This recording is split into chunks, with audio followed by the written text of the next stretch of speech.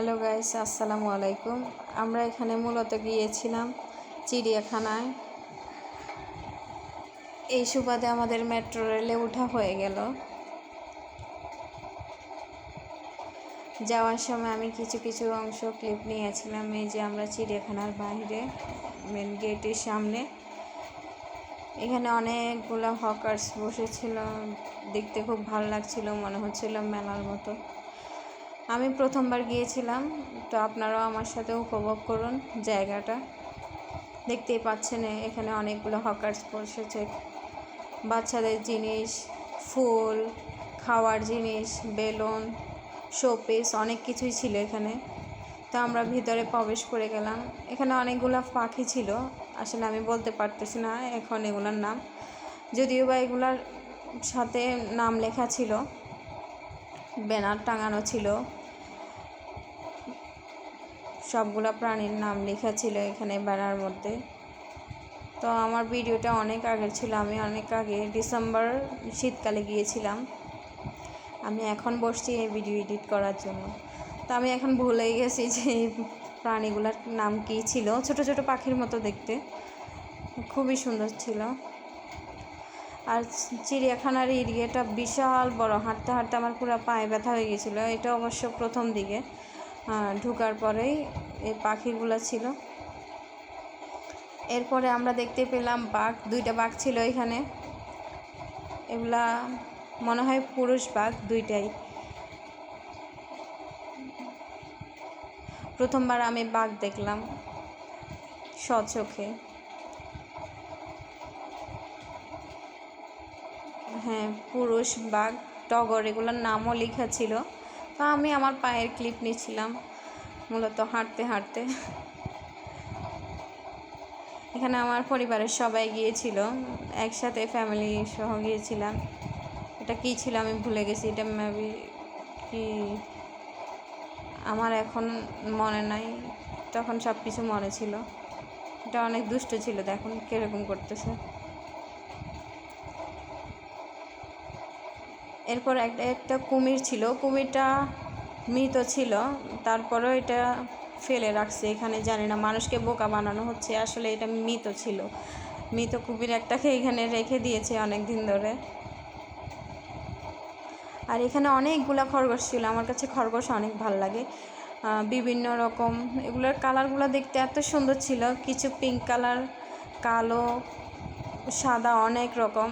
আর এটা হচ্ছে আমার খালাতো ভাই, ওকে বলছিলাম যে আমার ইউটিউব চ্যানেলের জন্য একটা ইন্ট্রো দেওয়ার জন্য, ও আসলে দুষ্টামি করতেছিল। এরপর দেখুন আমি চিড়িয়াখানার মেইন এরিয়াটা সবটাই ভিডিও করছিলাম, কিন্তু এখানে তো পুরোটাই আসছিল না, একটু একটু করে দেখাচ্ছিলাম। অনেক বড়, বিশাল বড় জায়গাটা, প্রচুর লোকজন ছিল ওই দিন।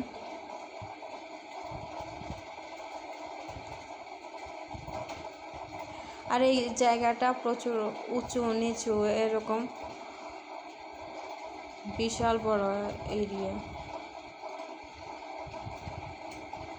আর এখানে আরেকটা কি জানি দেখা যাচ্ছে প্রাণীটা, এটার নাম আমি জানি না, সবগুলার আমি নামে ভুলে গেছি, আর কোনটার কি নাম আমি নেম প্লেটটাও তুলতে ভুলে গেছি। আর এখানে ময়ূরগুলা দেখতে এত সুন্দর, এত সুন্দর, আমি মুগ্ধ হয়ে গেছি পুরা। যদিও ময়ূর আমি ফার্স্ট টাইম দেখলাম, খুবই সুন্দর ছিল।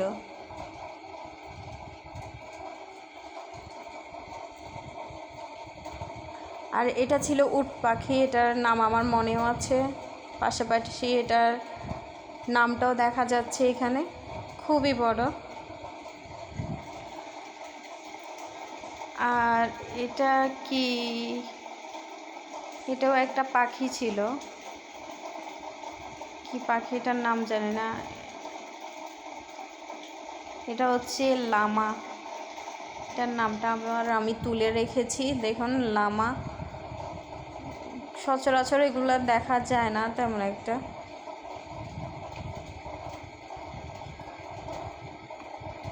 তবে এগুলার একটা থেকে একটা দেখার জন্য যে দূরত্বটা, ওইটা অনেক বেশি, লং টাইম, বেশি হাঁটতে হয়। হাঁটতে হাঁটতে সবার পুরো পায়ে ব্যথা হয়ে গিয়েছিল আমাদের।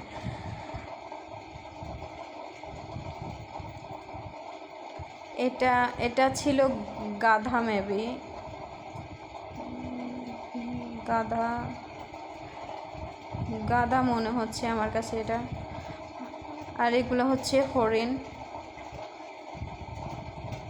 এখানে হরিণগুলো খুব কমই দেখা যাচ্ছে। এরপর আমি আরেকটা জায়গায় গিয়েছিলাম, ওইখানে অনেকগুলো হরিণ ছিল পাশে।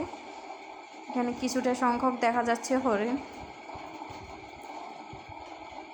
মূলত আমরা চেয়েছিলাম যে চিড়িয়াখানা যাচ্ছি যাতে সবগুলা প্রাণী দেখতে পারি, ভিডিও করতে পারি। এটা ছিল ঈগল, তেমন একটা বোঝা যাচ্ছে না খাঁচার জন্য, তাও যেটুকু পারা যায় আমি ক্যাপচার করার চেষ্টা করেছি।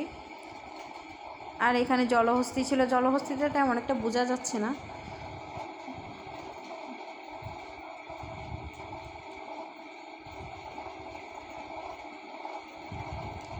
আর এরপর আবার আমি অন্য একটা জায়গায় আবার ময়ূর দেখতে পাই, ওইটা আমি ক্যাপচার করছিলাম। আর এখানে দেখুন এটা কি জিনিস বলেন তো, এটা কি? এখানে আমি অজগর দেখতে পেয়েছিলাম ভাই, এত এত ভয় লাগছিল অজগরটা দেখে, পুরা গায়ে কাটা দিচ্ছিল। বিশাল বড় একটা অজগর।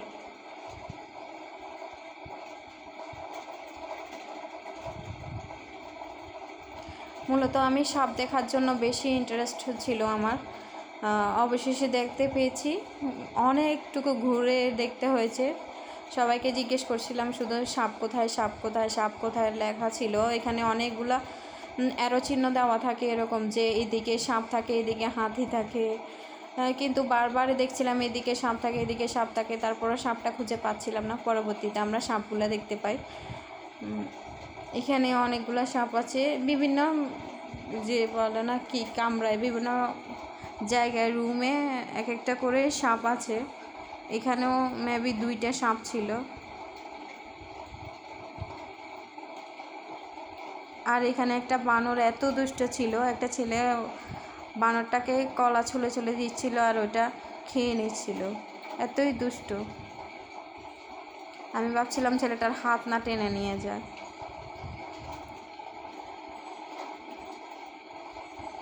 এই যে দেখুন ছেলেটা কলা দিচ্ছিল,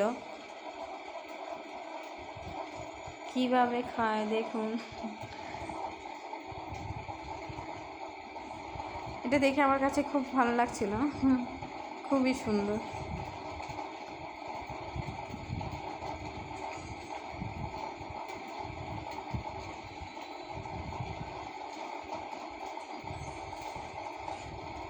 এটা মেবি ভাল্লুক ছিল। আর এখানে অনেকগুলো হরিণ ছিল একটা জায়গার মধ্যে।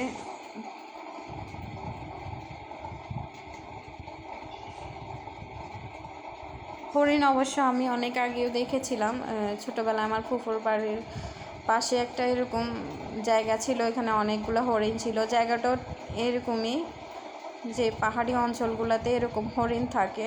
তো এখানে আমি হরিণগুলা দেখেছিলাম এরকম অনেক। এরপর আমরা যাওয়ার সময় চিড়িয়াখানা থেকে যখন চলে যাই, আমরা একটু শহীদ মিনারে ঘুরতে গিয়েছিলাম ঢাকায়। পরবর্তীতে আমরা ঘোরাঘুরি শেষ হয়, অনেকক্ষণ ছিলাম ওইখানে শহীদ মিনারের দিকে। তারপর আমরা আস্তে আস্তে বাসার দিকে ব্যাক করি। এই যে আমি গাড়িতে কিছু ক্লিপ নিচ্ছিলাম। তো এরপর আমার মামা আবার ঢাকা মেডিকেল হসপিটালে উনি জব করে। তো আমি আবার ঢাকা মেডিকেল কলেজের যে গেটগুলো ছিল ওগুলোর আবার ভিডিও করছিলাম, দেখতে সুন্দর লাগছিল রাত্রেবেলায়।